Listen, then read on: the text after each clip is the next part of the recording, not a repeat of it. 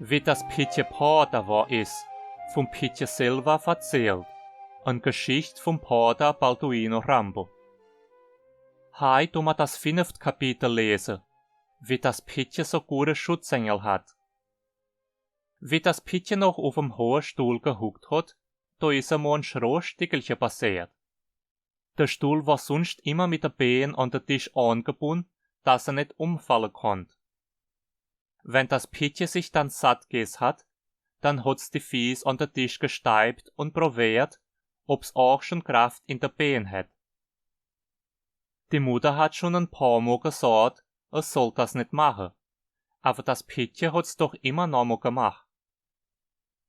Da ist es vorgekommen, dass die Mais nachts die Kottel durchgefressen haben, wo damit der Stuhl an den Tisch gebunden war, und wie das Pitje mittags angefangen hat, die Fies an den Tisch zu steiben, da ist der Stuhl hinter sich umgefallen und das Pitje ist auf die große Essigkarafon geflogen, wo in der Küche im Ecke stand hat.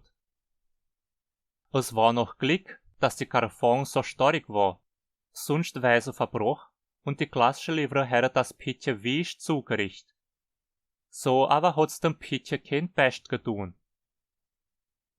Und einmal ist das Pitje in der Milchhütte in der Bohnenkaste gegravelt. Da dabei ist es aber mit dem Bauch an einem Nagel hängen geblieben, wo aus dem Brett gestanden hat, und hat sich fingerlang Schramm auf den Bauch gemacht, dass das Blut nur so gelaufen ist. Wie der Vater abends aus der Plantage heimgekommen ist und die Schramm gesehen hat er das Pitje gefragt. Was hätte man gemacht, wenn dort die Därme rauskommen wäre? Dann hätte die Mutter Knepp dran geflickt und dann hätte man's zugemacht, sagt das Pitje.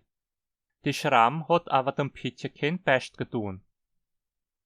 Ein andermal hat das Pitje in der Milchhütte ein alt Fischangel gefunden und damit gespielt, bis es auf einmal die Fischangel im Daumen stechen hat.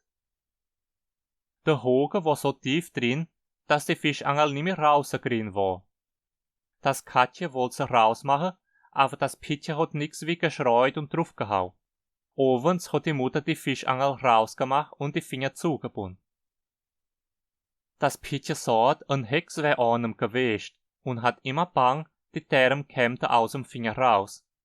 Die Macke von der Fischangel sieht man heut noch, aber es hat dem Pitje kein Best getun. Ein andermal hat das Lieschen Wasser aus dem Brunnen geschleppt und vergesst den Deckel auf der Brunnen zu tun. Da ist das Pitje hin und hat sich auf der Brunnen gehuckt, die Bähnchen runterhängen gelassen und ganz verwundert ins Wasser geguckt, wo grad so ein Kerlchen gehuckt hat, wie es selber eins war, nur verkehrt, mit der Bein in die Höhe.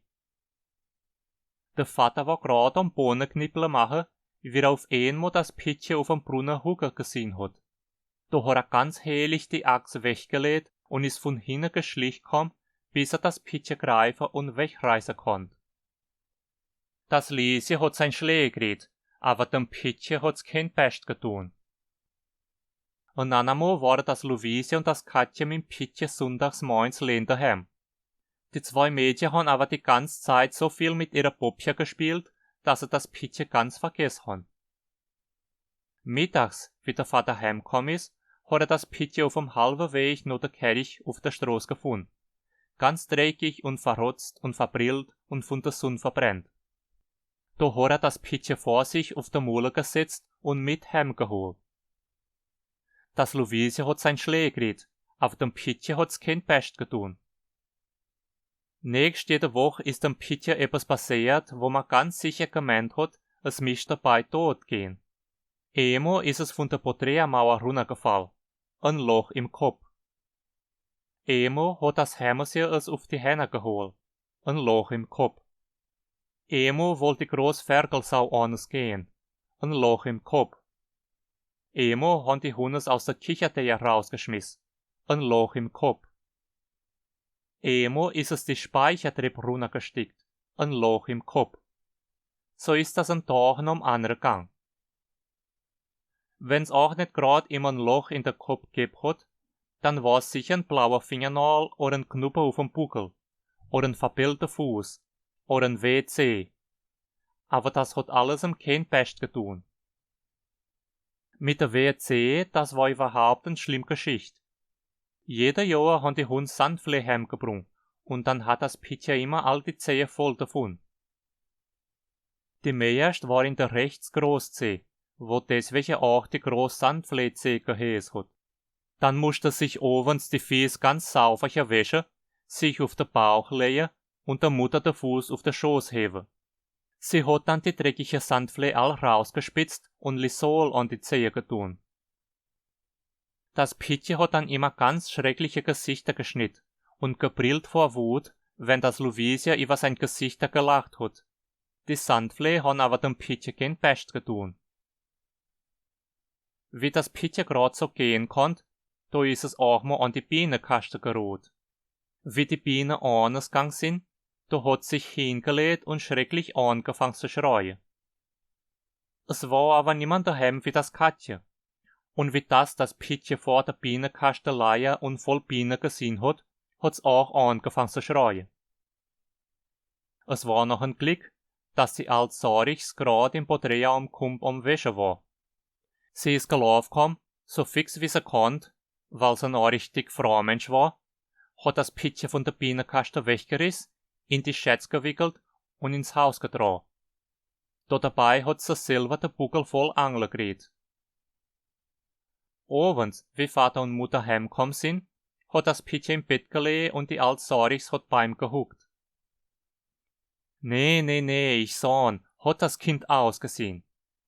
Die Augen waren ganz zu, die Backe rot wie Feuer, das Maul ganz schepp, die Nase dick wie ein Grumpeer, die Arme rund wie ein Maniokwurzel. Die Mutter hat schon gemeint, a Weile wär's aus mit ihrem Pitje, und der Vater ist gleich bei der Doktor geritten. Das Pitje hat die ganze Nacht geschreit, aber der nächste Morgen war's schon nochmal viel besser. Und 3 Tage später war nochmal alles gut. Es hat dem Pitje kein Pest getun. Dem Pitje sind so viel schrohe Stickelchen passiert, dass die ganze Nachbarschaft sich gewundert hat, wie so ein Biebchen überhaupt noch leben tät. Dem Bonsing sein Katrin, dem Pitje sein Großmutter, sagt, hat das Kind aber ein guter Schutzengel. Wer weiß, was unser Herrgott noch mit dem Kind machen will.